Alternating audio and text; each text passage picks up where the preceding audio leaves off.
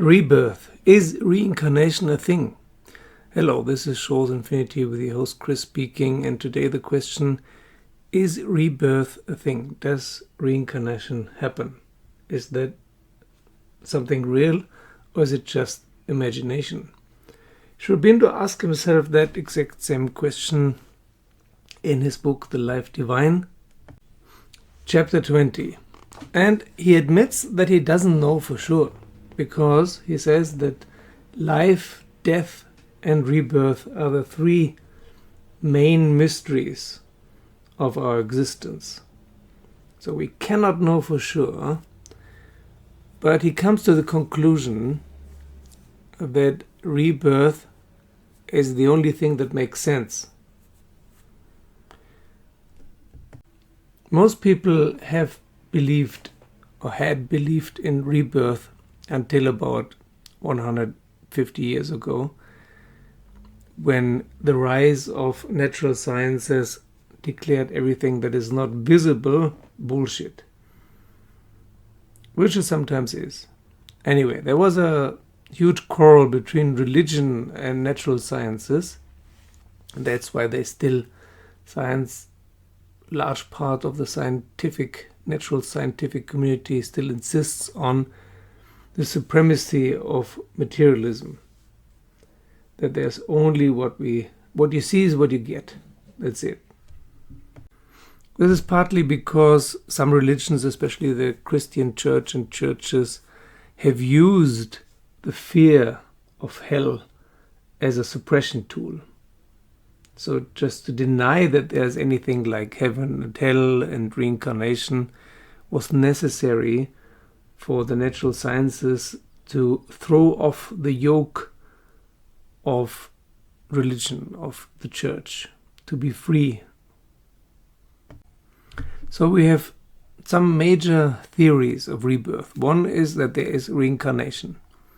The second is that there is a heaven and hell.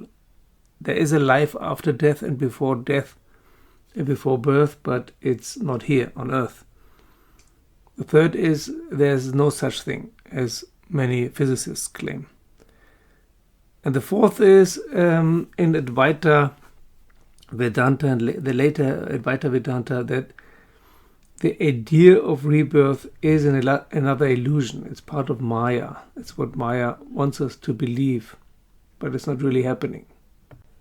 But we are not interested in dogma here, not in scientific dogma, not in religious dogma, not in any other kind of dogma. There is no point in believing in rebirth or not believing in rebirth. It's a waste of time. But what also is a waste of time, according to Sri Aurobindo, is to assume that there is no rebirth. If you look at the world, how the whole cosmos, how the planet, the solar system, the cosmos functions, and what consciousness is, it would be a waste of time and energy to create human beings, to create this consciousness, and then to let it evaporate again. We would be freaks of nature then. Consciousness in human beings and animals would be a freakish accident of nature if that was to appear and disappear. But this freak of nature thing happens already since at least 100,000 years, probably 1 million years, so unlikely. Of course you could say, okay, everything is illusion anyway, everything is Maya, so it doesn't matter. Hell, heaven, rebirth, it's all bogus. That's a possibility. Another possibility is the original Buddhist version of reincarnation is that it's not a linear thing.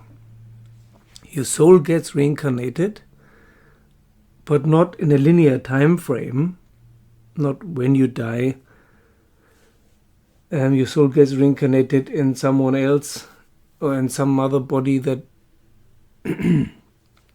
comes to life around the same exact time. And also, it doesn't have to be even a human body. Sri Aurobindo thinks it's unlikely, though, that a human consciousness gets reincarnated in an animal or even a stone or something. He thinks if reincarnation exists, then it's human to human. But what's clear to him is that there is such a thing as a soul. And this soul is not necessarily a personal thing. It's a collective thing. And this soul is a part of the divine consciousness. Of course, the divine could create and destroy consciousness all the time. But it's much more likely that he plays around, or it or she plays around with that consciousness and lets it ferment, so to say, which is what he calls involution and evolution. For Sri Aurobindo, it is clear, as he has explained in the previous chapters, that there is a evolution of consciousness. First an evolution and then an evolution of consciousness. So, if that's true, there must be a reincarnation. It's not possible otherwise. There can be no evolution within the lifetime of human beings. It's ridiculous, our lifetimes of about 80 years. It has to be a longer project. And this is only possible with reincarnation. The soul may not be a very personal thing, but it may retain some memories or capacities, like in epigenetics nowadays. And then consciousness can only develop if there is a longer time frame to work on, and reincarnation would be the explanation, the solution for this. For Sri Aurobindo, it's totally ludicrous to assume that there's only matter, dumb matter, and everything is accident. Everything happens by chance. But this denial of reincarnation by the natural sciences is a necessary step also within this evolution of consciousness. First, people believe things or afraid of things. Then they deny it, and now we can come back to what's actually happening and look at it more neutrally. And if you look at it in a neutral way, you must come to the conclusion that firstly, our human intellect is not the pinnacle of evolution, and secondly, that rebirth must happen. It's the only explanation that makes sense. If consciousness exists, and consciousness does exist, you cannot say that consciousness doesn't exist. I mean, you can say it, but it's nonsense. And if consciousness exists, then an evolution of consciousness also exists. Unless, of course, you say it's a part of Maya. But for Sri Aurobindo, there's something beyond Maya.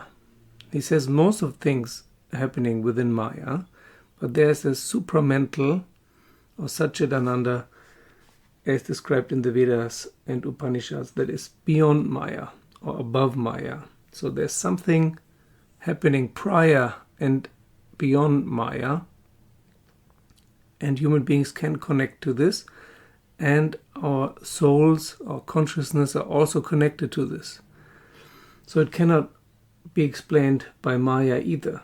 So there must be something, and this something for him is a cosmic evolution of consciousness where human beings participate in, and thus it is self-evident that rebirth is not only possible but necessary.